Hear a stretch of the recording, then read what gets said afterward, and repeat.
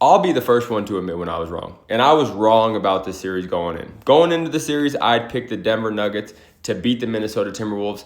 And personally, I picked them to beat them pretty thoroughly, right? I thought it would be 5 or 6 games that Denver would beat the Minnesota Timberwolves. And I still don't think that's a wrong thought process to have based on the evidence that we had going into the playoffs, right? So just to recap, the Denver Nuggets had the best roster that they have had in years on paper, right? If they're all healthy, between the Cam Johnson pickup, between, bringing on Bruce Brown, Jonas Valanciunas, everybody, Tim Hardaway Jr., everybody that they had brought on, Peyton Watson, who had, taken a step, even though he's been injured, et cetera, right? Like, they had the best roster that they have had, probably even better than the year that they won the championship, right? And you mix that with the fact that the Minnesota Timberwolves throughout the course of the season pick and choose when they want to play hard, and they don't play with consistent effort.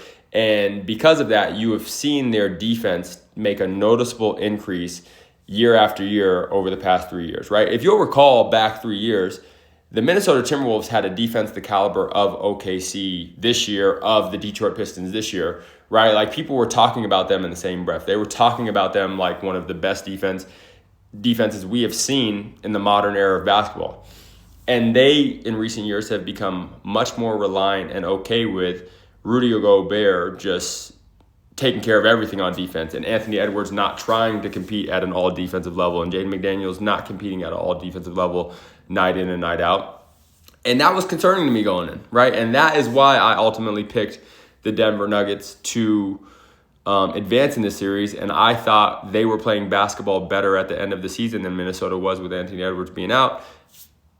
Combine all those things together, I thought they were going to win 5 or 6 games. There's no way around it. I'm not going to try and lie now and say that I thought Minnesota was going to win, because you can look back at my videos and see clearly that is not the case. Now, again, I'm okay with admitting I was wrong, and I was clearly wrong in this instance.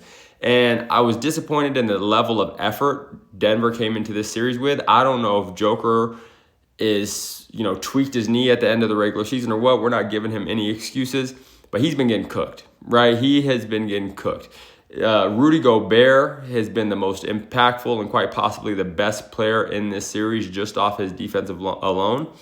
And regardless of what happens throughout the course of this series, right? I'm recording this after Denver just won the other night, and now it's a 3-2 series. Regardless of what happens, regardless if Denver comes back, now that Anthony Edwards is out for the rest of this series, now that Dante DiVincenzo, which prayers up to him, I hope he comes back well off that Achilles injury, it doesn't matter to me, right? Like, I think for the rest of this playoffs, I'm going to consider the Denver Nuggets as fugazi. I don't think they're getting past, the Spurs in the next round. I think they're going to get their butts kicked. And, quite honestly, they are just not a championship team this season based on what we've seen in the first round. So even if they do, which that, you lose your best player, you use one of your most important role players in the same game, it's very possible for this Denver team to turn it around now and come back from down 3-1. But, my belief in these guys and, they're just best 2 players struggling the way that they have been is just not there. And to be honest with you, right, like, there's more of the same in these series coming up, right? So even if the Denver Nuggets, do come back and make it through this series, Jamal Murray's going to struggle in these series as well, right? Because the next 2 teams that they realistically will face are not going to be short of perimeter defenders, right?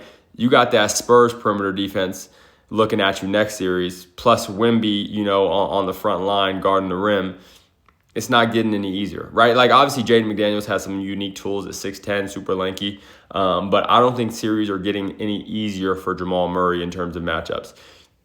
I think Rudy Gobert at this point in his career is probably the most well-equipped player in the NBA to guard Joker, just because he's more physical at this point than, a guy like Wemby is.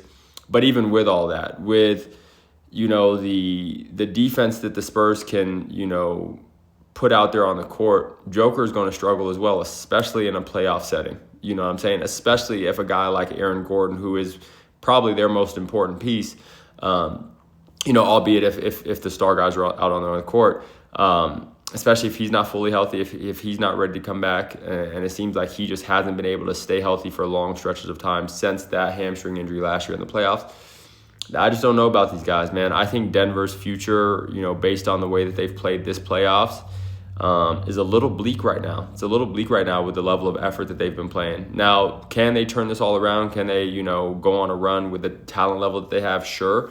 But I just think the defenses that they're getting ready to play aren't getting any easier. They're not getting any easier. And if your role players aren't making shots, well, first and foremost, it starts with Joker. If Joker's not going to be fully present in these games, if he's not going to be willing to be aggressive, attack matchups, be the Joker that we've seen many, many times, then it's over from the jump. You know what I'm saying? It's over from the jump. So all that to be said, man, I was wrong about the Minnesota Timberwolves. I didn't think that they were a team that could turn it on and off as well as they have shown that they could in this series specifically. I do think some of that is matchup, right? I do think that they just match up exceptionally well with the Denver Nuggets. I think their physicality, and this is something that I've said dating back, 3 years ago when they made their first conference finals run, is that, they're always really good at being the hammer, but they're not so good at being the nail, right? Meaning, if they're able to impose their physicality, their athleticism on you, which in the playoffs is a little bit easier to do that, then they're a really good team. And when teams combat that and are not swayed by that, they struggle a bit, right? And I think that's why over the course of this rivalry between Denver, we've seen games fluctuate so widely, right? Like not as many close games, right? In the playoffs especially, it's like Denver will win by 15, then all of a sudden Minnesota wins by 20, right? And there's these big swings even within the games, 20-point run here, 15-point run there, vice versa, right? And it just keeps going back and forth. And I think a lot of that is because, Denver's one team that in moments, they will not allow that physicality to impact them. But then at other times, right, depending on how Joker's playing, how Jamal Murray's playing, are they taking their foot off the gas a little bit? They will, right? And when that physicality is impacting them, you notice a wide swing in the margins, So all that to be said, man, I think I was really thoroughly impressed with the level of effort that Minnesota came out there with. It's not one that I expected. And I think, man, Minnesota is still close, right? I think, obviously, injuries this year, it is what it is. But even moving into the future, I do think that they're close, but I think they have to figure out something, right? I don't know if it's more bench help. I don't know if it's just more... I don't know what it is, but they need something to where that they can play with more consistency, more effort, and be just a higher level team, especially heading into the playoffs that they just don't have yet. Maybe it's getting a legitimate point guard back on that roster that would do it for them, but they definitely need to make some tweaks. And if they can, they're still right on that precipice of like challenging for an NBA championship, right? Even if they were healthy this year and they did get past Denver, I don't think that they were there this year. I think they would have lost to the Spurs or OKC in both of those series. But with that said, I was wrong about Denver. Who says I wouldn't be wrong about those series either? But again, let me know what you guys think. I was thoroughly impressed with the level of effort that Minnesota came out there with today. Not today, but in this series. Even if Denver wins this series, they do come back 3-0. It's a fraudulent series win, right? We can all put an asterisk next to this win on undeserving playoff wins because we know if Anthony Edwards was healthy, if Dante doesn't go down, that this series is getting packed up. And probably it was going to get packed up last game because even, though they ended up, sustaining that 20-point lead, there was moments in that game where Minnesota could have really put their foot on the gas, but they just didn't have the offensive firepower to do it. So not impressed with Denver, impressed with Minnesota. I hope Anthony Edwards recovers well and he's able to get back into his, top 5, top 10 caliber player in the league. And I hope Dante DiVincenzo has a short recovery, comes back firing, and is able to be a productive NBA player once again. Peace.